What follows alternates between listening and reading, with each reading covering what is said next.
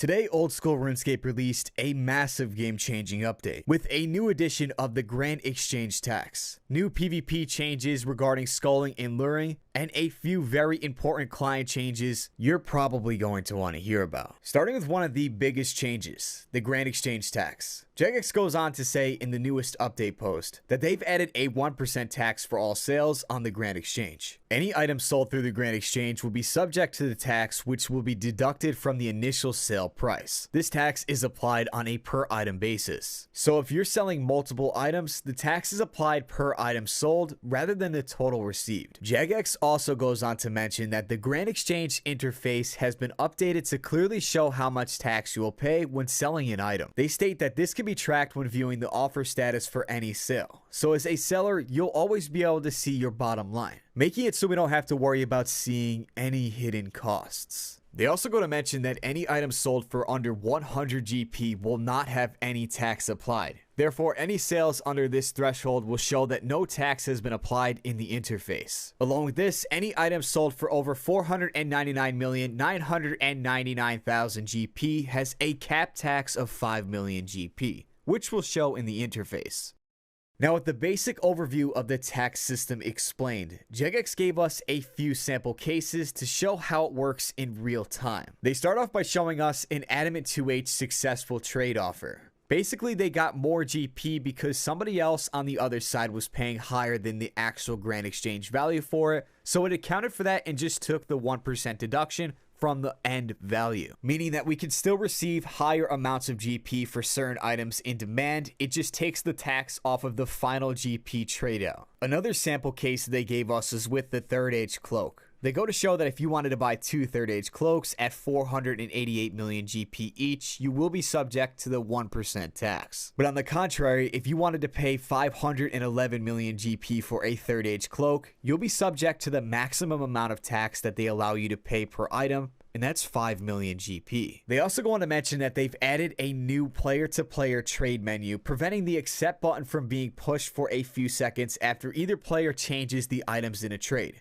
They mentioned that this should give buyers and sellers the chance to spot any scams, but if you need to trade quickly, such as in certain PVM situations, or if you're confident in taking the risk of getting potentially scammed, you can opt out of the delay completely. Really cool that they thought about the PVM situations, because there's been so many times in PVM scenarios that I've had to quickly trade food to people. Now with this update, they did make a few items tax exempt, like basic tools and bonds. Jagex also decided to implement the new previously mentioned item sync system. They mentioned it in a few updates back, which will help with inflation by using the tax collected from sales to purchase various expensive items from sellers. Then they'll delete those items that they bought with the taxed money once the trade is complete. Now they also decided to list exactly how this will work in detail. They say when a tax trade takes place through the Grand Exchange, part of the taxes paid will be consigned to a virtual coffer. An automatic system will then use those funds to purchase specific items chosen by Jagex. The system decides which items to buy based on the estimated quantity of the item entering the game per day and the amount Jagex would like it reduced by. Various things can happen when a player creates a sell offer for one of these items, and they list out a couple different examples. If the virtual coffer's funds are below a specified item's value, the system doesn't interfere because it can't afford the item. The player's sell offer is created as normal on the Grand Exchange. They also go on to say, if Jagex already hit the daily quota for an item, the system doesn't interfere because they don't want to create supply issues. And if the virtual coffer has enough funds and they haven't hit the day's quota, then the system immediately pays the seller the cost of the item minus tax and then removes the item from the game. Now, Jagex decided to pick a small list of items that they're going to specifically focus on buying with all the taxed earnings. Here's the official list of items Jagex will be buying, and I'll read off a couple of them. The Abyssal Bludgeon, Arcane and Spectral Shields, Armadillo Armor, Bandos Armor, Dark Bow, Din's Bulwark, God Swords, Elder Maul, the Kodai Insignia, Kraken Tentacle, Nightmare Staff and Orbs, and a bunch of other items that are typically used would have a large quantity of them entering the game versus the amount of players that are currently buying them. Now, this segment of the update lists off some big changes for PvP, which directly affects sculling and luring. They start off by giving context to those unfamiliar with PvP. So when attacking another player, you'll receive a PK skull marker, which lasts for 20 minutes. In this 20-minute time frame, it's possible to get in a fight with somebody with 19 minutes and 30 seconds left, causing the marker to disappear during combat. This means that in addition to losing your skull, there's a chance your opponent will receive a skull from hitting you, negating your own risk and adding to theirs. To fix this, Jagex made it so PvP skulls no longer time out while in PvP combat. Jagex is also addressing skull tricking. Skull tricking takes various different forms, but ultimately, the end goal is the same: to trick an unsuspecting victim into attacking another player and gaining a skull. They go on to mention that this week's update adds a new setting in the control settings interface, which restricts attacking other players if that action will result in you getting skulled. They've also added additional safe areas in PvP worlds to tackle combat luring. The Apatol Bank area, Barbarian Outpost, Blast Mine Bank Chest, Duel Arena Entrance, which that is a big one. There's a lot of different weird things going on in the Duel Arena Entrance. Fossil Island, Soul Wars Lobby, the Corinne Castle building, all floors, Volcanic Mine Bank area, and Xerix Glade. Now, on top of all that, the Grand Exchange tax, the PvP changes, they've also added a bunch of new client features and improvements. They removed the Reset XP function from the XP tracker and replaced it with an XP goals function. You can now set a target for either total XP amount or level.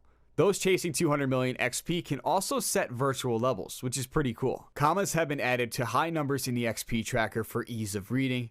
Added a new setting to show how many options a clickable object has. This setting can be changed in the interface category and is off by default. Players can now search for headers in the settings menu, with all applicable options displayed under that header. Agility course highlights will apply as soon as players complete their first obstacle after logging in.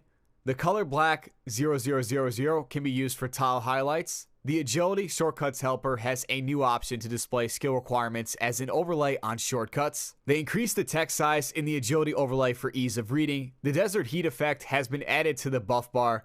Added messaging to inform the player that their venom resistance is about to expire, and once it has expired, that they no longer have venom resistance but poison resistance. That's a small little detail that'll definitely come in handy for PKing and other different types of PVM. And other than that, just a few extra quality of life fixes. Today's new update has definitely been controversial, but I think it will be a good idea to have this Grand Exchange tax in the long run to try to clean up the economy, and the item sync method that they have as well will be really good for overall stability of the game. And quickly before you go, I appreciate you so much for reaching this far in the video, so I'm gonna give one of you a chance to get tossed your very own Guthan's Armor Set, Abyssal Whip, and Amulet of Fury.